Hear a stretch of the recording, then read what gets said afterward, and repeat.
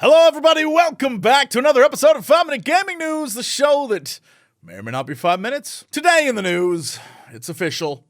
The Metaverse is dead.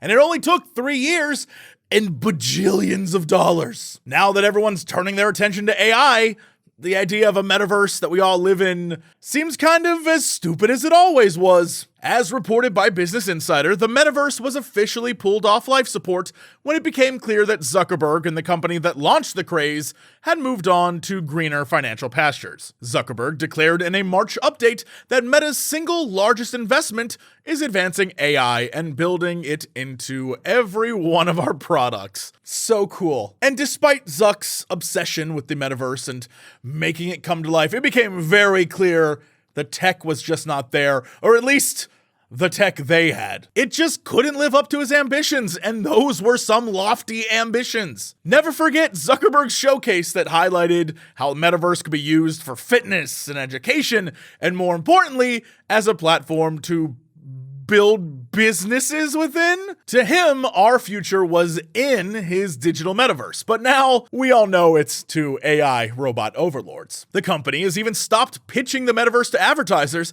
despite spending more than $100 billion in research and development on its mission to be metaverse first. And it's just so fun to see that $100 billion went to whatever the hell this was supposed to be. We still don't really have an answer. No one has ever told us what the metaverse actually was going to be. It was just ideas. $100 billion was spent on that instead of literally anything more practical. So let us take a moment to remember all the hopes and dreams folks had for the metaverse. We may never get to experience the joys of virtual reality socializing in a packed virtual goth Target, but at least we don't have to worry about our Ready Player One future. Just the gnawing closeness of the singularity.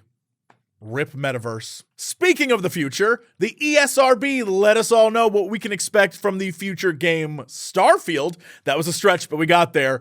And the romancing NPC characters. According to PC Gamer, the ESRB rating indicates that there will not be nudity in Starfield, but there will be some suggestive material that will come up in dialogue and after sharing a bed with characters. These dialogues include, "I'm all for getting a little wild, but next time let's try it without the jetpacks. Talk about seeing stars, whew, that was amazing." And my personal favorite is, "Life is a sexually transmitted disease that's 100% fatal." So, real sexy dialogue. But this all checks out, really. Bethesda's never gone as far as BioWare when it comes to romance, and neither of those have gone as far as CD Projekt when it comes to, showing a little nip, so it's to be expected. But I will say, some of that dialogue is super cringe. Even my boy Garrus wouldn't say anything like that. So, yeah, I guess it's not going to take itself too seriously when it comes to the world of romance. I feel like most people won't care.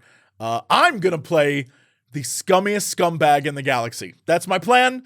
I'm going to be like if Han Solo just killed people, which I'm pretty sure he does, but I mean out of spite.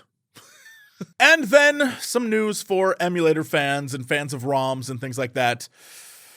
Bad news, and of course, it involves Nintendo. According to Twitter user It's Simon Time, Nintendo has just issued multiple DMCA takedown requests to GitHub, including for Lockpick, the tool for dumping keys from your own Switch, which is absolutely ludicrous. Pirates aren't going to be sourcing keys from their own consoles. And you might be saying, Jesse, damn, you've been covering this a lot lately. Nintendo appears to be coming on pretty strong with takedown notices and lawsuits and going after people legally. And yeah, they are. On top of console hacker Gary Bowser being essentially forced to pay Nintendo 25 to 30% of his income for the rest of his life, they're also going after other emulation groups. According to Kotaku, as some emulation defenders have argued, however, they need Lockpick to extract keys from their own Switch consoles to emulate games they already own. This is ridiculous.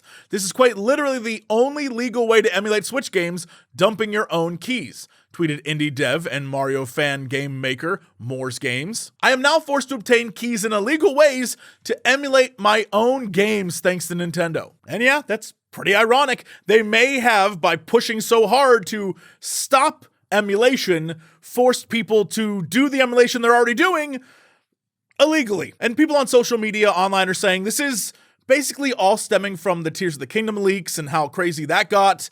And who knows? I mean, honestly, it could also just be that they've been trying to shut down emulation for a while and trying to shut down leakers and DMCA stuff. And they've been very litigious about this. And maybe this is just an excuse for them to really crack down. I don't know. What do you think? Let me know in the comments below.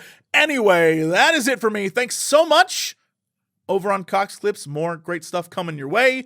Or stick right here for all the videos on this channel. Thank you so much. Please subscribe. That would mean the world to me. It would help us a great deal. And if you're already subscribed, click like. It's just as good. That's it. See you all tomorrow for another episode of 5 Minute Gaming News.